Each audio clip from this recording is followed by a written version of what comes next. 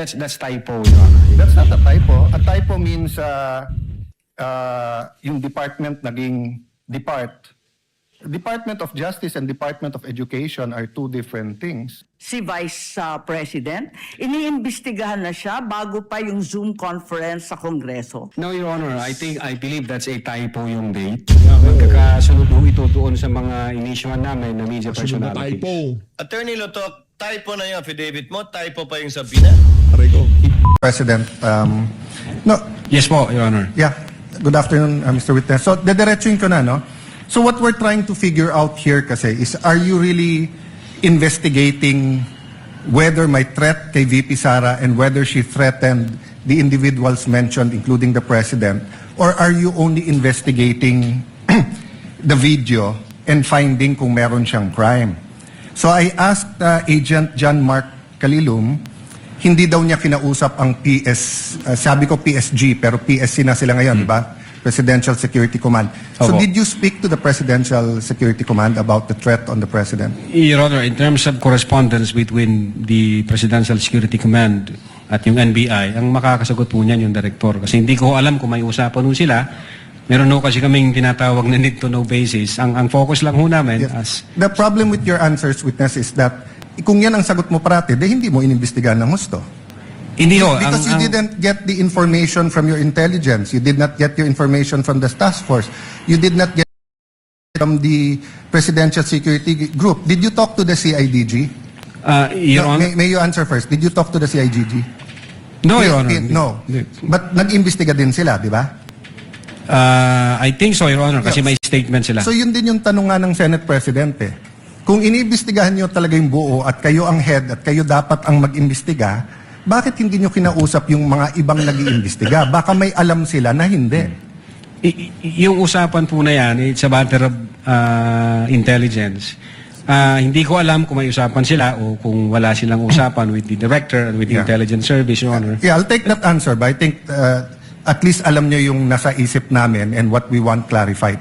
Secondly, sir, all of you, yung apat, you signed the February 10, February 2025 NBI Affidavit of Investigation. Tama po ba, di ba? Yes, Your Honor, our affidavit of Tapos investigation. kasama dito yung verification nyo, basically saying that based on the records, tama tong lahat, no?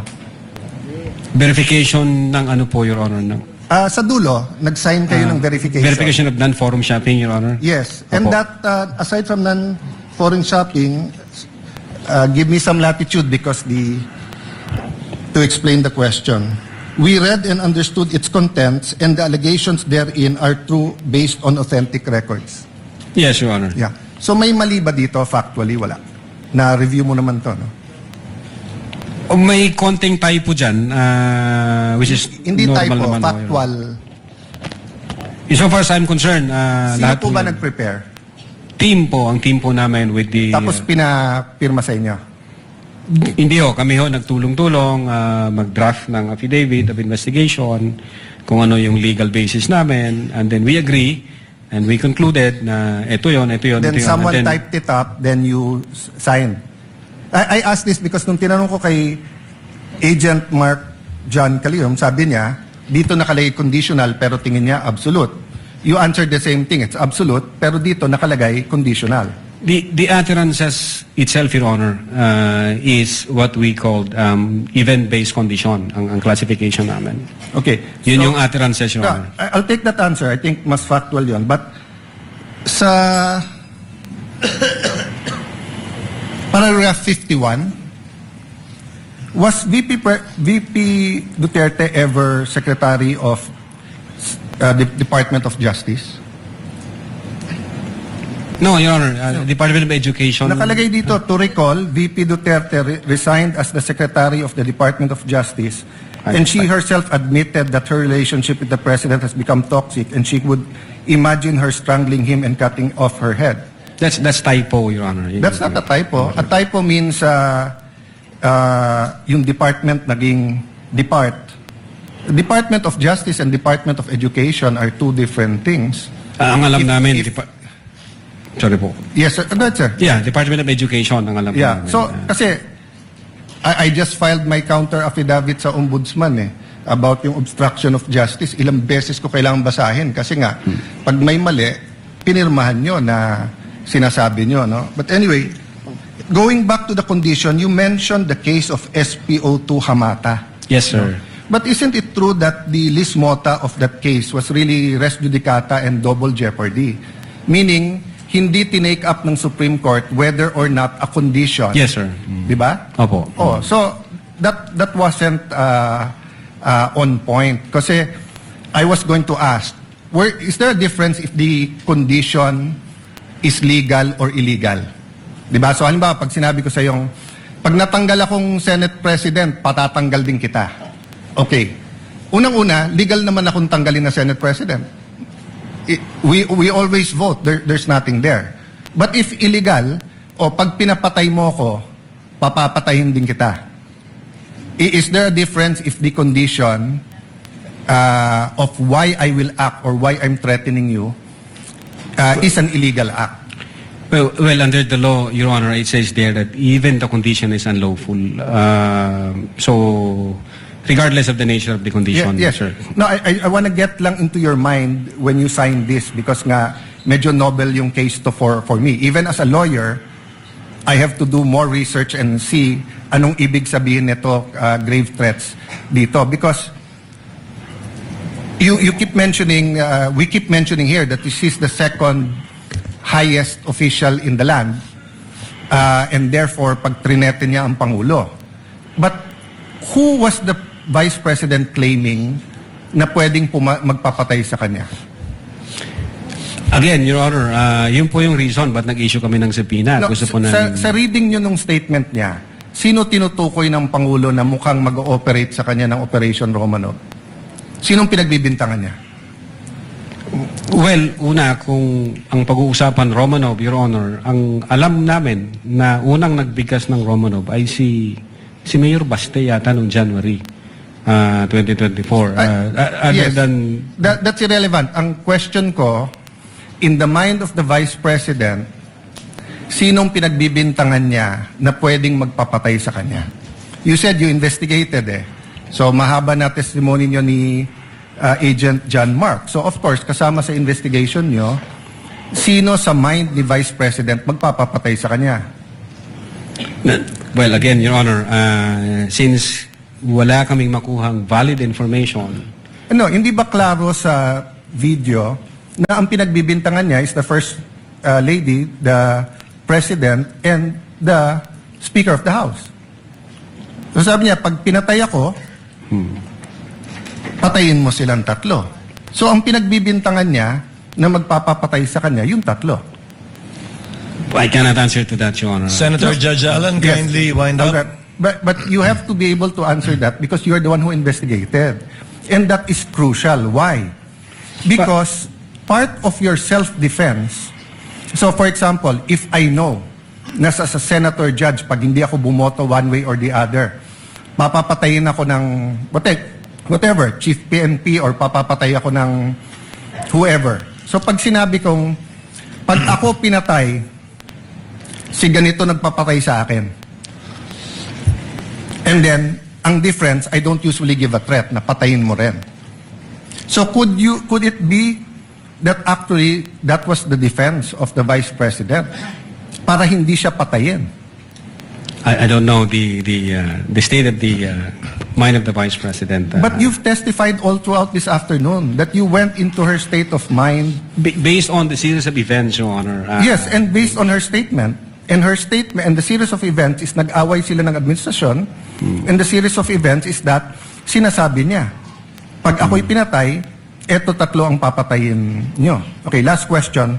Kay Attorney Lopez, tinanong din to ng Senate President, ni Senator Tulfo. At di ko na itatanong pero napahapyawan ni Senator Erwin din to yung tungkol yung sinabi ni si Attorney Lopez, sabi mo, even before kasi nangyari yon, nakausap na ni Vice President yung papatay. That's the literal meaning of the statement. Yes, that's a literal meaning, but did you believe her?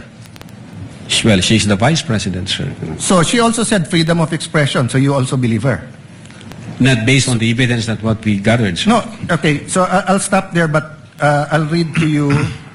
Sinabi nyo kasi sedition. Pero tignan nyo po yung page 25 nung sarili nyong affidavit ha.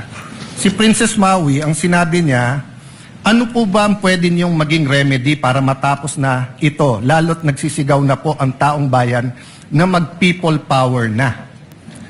So actually, I would consider ang nag-uudyok si Princess Maui. Of course, we can discuss people power, but pero tignan niyo po ang sagot niya after yung sa pagpatay.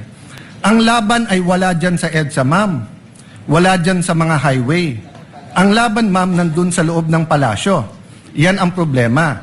We appreciate yung expression nyo ng disgust, ang pagkamuhi, ang hopelessness, kasi it reflects kung ano nararamdaman ng maraming milyon-milyon.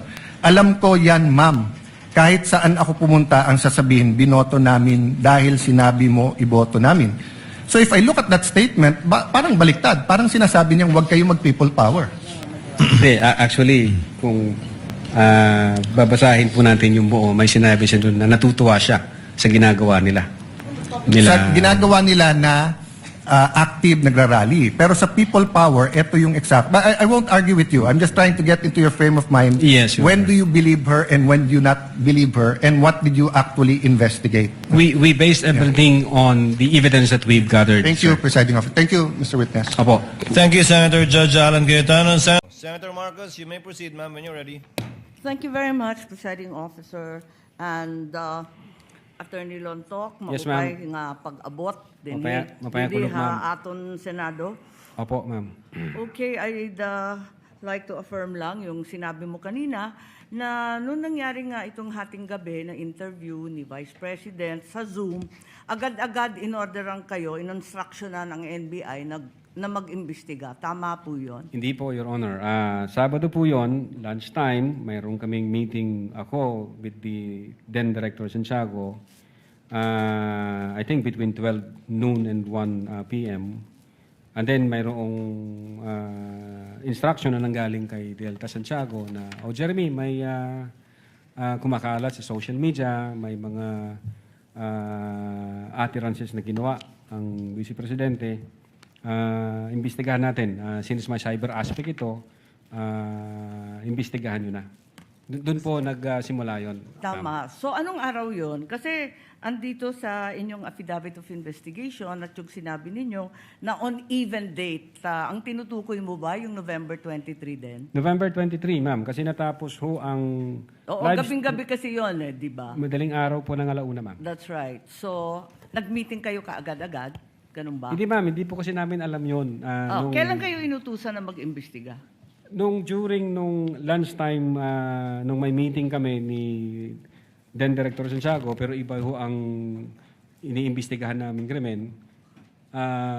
Kailan kayo sinabihan ng DOJ na mag-imbestiga? Anong araw? That po same yun? day, ma'am. Ayan nga, After November 23. November pa rin. 23. Oo, pareho lang. Yun ang sinabi ninyo kanina nung tinatanong kayo ng counsel ng prosecution. Yan din ang nakasaad. On even date ang nakasabi sa inyong Opo. affidavit. Yes, ma'am. Okay. So, nag-umpisa na kayo. Kwento nga ninyo, 4-phase yung investigasyon. Nag-umpisa sa identification. Nagbigay kayo ng hash value. Nag-preserve kayo ng data. Pagkatapos nag-research kayo. Subsequently, sinabi mo na meron kayong open source intelligence search at natuklasan ninyo na meron palang October 18 video na press con na naman ni OVP na nasa Facebook at may mga sinasabi na naman na puputulin yung ulo. Tama ba yon yung October 18 ang nakita ninyo? That's the continuation in the analysis phase, Your Honor. Oo. Yes, Your Honor. Kasi nag-research na kayo, no? Bilang fourth phase nga ng inyong investigasyon. Tama po ba? Hindi po, Your Honor. Yun yung third phase ho, yung analysis and attribution. Sa analysis pa at attribution. So third phase, pero bandang huli na.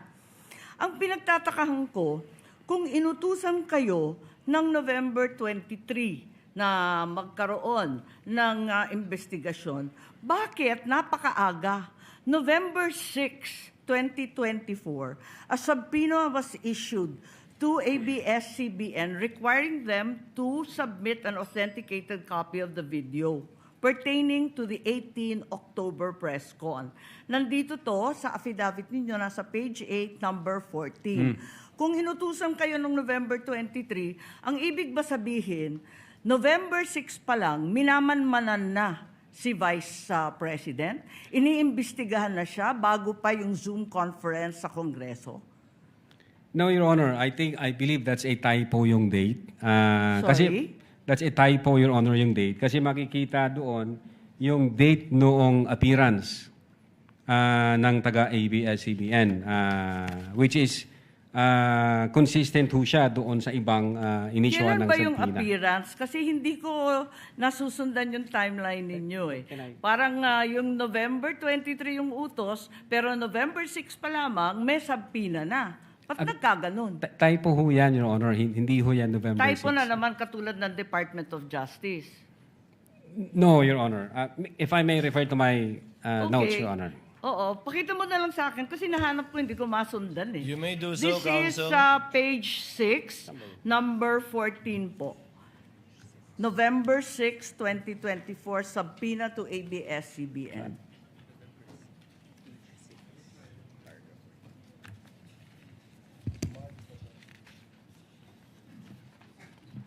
Yung subpoena mismo. Yung subpoena is Wala naman yatang date na binibigay tungkol sa appearance ni Patria Morales at yung iba pang Meron po, taga-ABS. Your Honor, if I Pakituro lang have kasi the, hinahanap record po of the namin. subpoena. Yung subpoena mismo.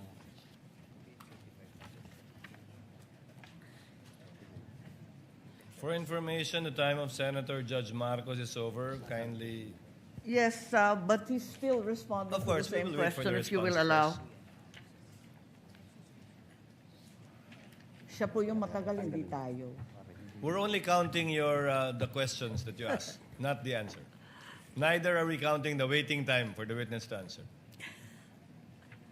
I-check ko lang po, Your Honor, para Kasi yung mga sumunod na meeting, doon sa page 13, sa number 30, at sa mga sumunod, yung mga tinutukoy doon, yung mga media na nandun sa Zoom conference. Hindi naman siya yung ABS na humawak ng camera noong October 18. Iba naman yung mga tinutukoy doon eh. Attorney Lutok, Opo. the question of the Honorable Marcos is on page 6, paragraph 14.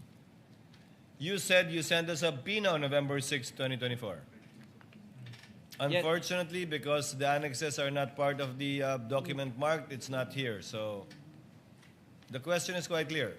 If it's a mistake, then what is the correct date of the subpoena? If I can see the real subpoena, Your Honor. Kindly talk to the mic, please. Yeah. If I can see the real subpoena, Your Honor, because the subpoena was signed by our Assistant Director for Investigation Service. As I said, unfortunately, it was not attached to your affidavit, and I doubt if it's one of those marked or pre-marked Wala. by the Counsel for Prosecutors. As he said and admitted earlier, he did not or they did not mark all of the annexes in your affidavit. Yes, Your Honor. If I may, check ko lang po, Your Honor, para sigurado ho. Wala sa'yo ngayon. Inaanap ko po rito. Wala nga pong annex yan eh. Wala sa annex at wala rin sa affidavit. Kasi yung mga media na tinutukoy sa ibang pahina, eh yung mga nag-interview nung Zoom conference. Dito ho yung certified true copy daw, Your Honor. If I may, Your Honor, please, can I assist on this regard, if the court will allow? Only if you can produce a copy of the November 6 subpoena, Counsel. Exactly, Your Honor. The documents are present. They are in the possession at present of the witness, Your Honor, please. They may not have been physically attached to the affidavit investigation, but they do exist in the records of the case as separate pre-marked documents, Your Honor, please. So Okay. it's here?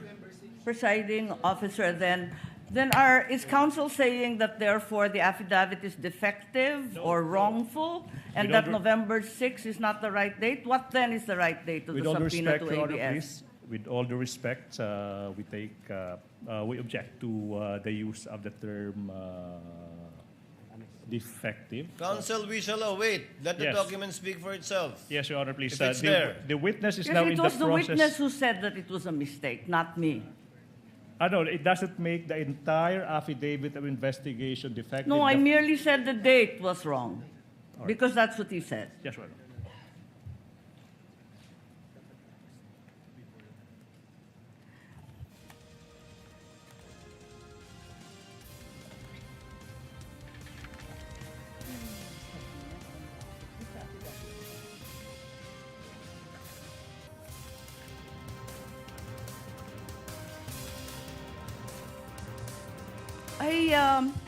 It's just been brought to my attention that, in fact, presiding officer, two documents were issued on November 6. Not only the subpoena to ABS-CBN, but further the affidavit of investigation regarding the October 18 press con.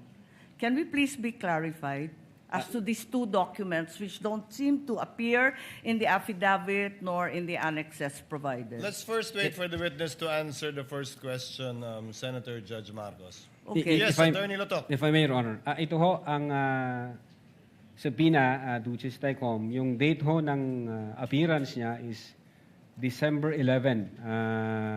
Appearance po. Ang tinatanong Appearance. yung date ng subpoena. Date Attorney ng Lotok. subpoena, Your Honor, is 6th day of November 2024, which I believe this is a typo kasi magkakasunod ho ito doon sa mga inisyuhan namin na media personalities. Attorney Lotok, typo na yung affidavit mo? Typo pa yung subpoena? Hindi po. What are you typo looking yun. at? The subpoena or the affidavit? Dalawa yan eh. What are you looking at, Attorney Lotok? The subpoena, Your Honor. So the subpoena is dated November 6. Okay. This- And the affidavit also is November 6. Dalawang typo carried over. Asan yung affidavit? Hindi ko pa nakita, ma'am, yung affidavit na November. Your Ikaw affidavit ang says pumirma November eh. 6. Pwede patingin ako ng affidavit. Yung affidavit of investigation mo na binigay, pati I-check yung ko po, amended, carried over din.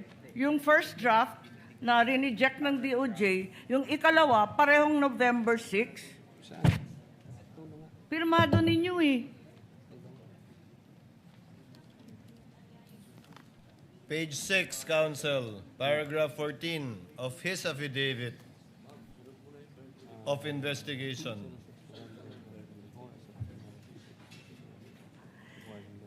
Yes, Your Honor. It's November 6, 2024 ang nakasulat dyan.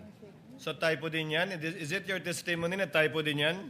I believe so, Your Honor. Kasi ang intention namin dyan is 11 December 2024. Anyway, Senator Judge Marcos, let the document speak for itself. That would be the best evidence of it, if at all, of the dates Thank you. of either the subpoena and or the affidavit. Yes, presiding officer, just to provide our witness a chance to correct himself for the documents, sa palagay mo, ano yung tamang date kung mali yung November 6?